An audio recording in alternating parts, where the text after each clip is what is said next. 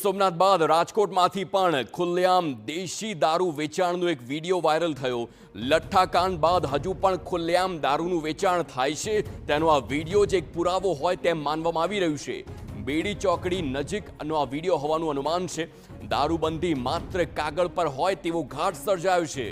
Viral video અંગે police અત્યારે તપાસ હાથ ધરી રહી છે, પરંતુ આ દ્રશ્યો અનેક એ પ્રકારના પુરાવા આપે છે કે આટલા બધા જે લઠ્ઠાકાંડમાં મોતના સમાચાર આવ્યા, જ્યારે મોતે તાંડવ મચાવ્યું હોય ને ત્યારબાદ પણ હજુ પણ અનેક મોટા શહેરો હોય કે નાના ગામ હોય, દારૂનું વેચાણ અંકુશમાં નથી આવી રહ્યું। રાજકોટની જ વાત થઈ રહી છે।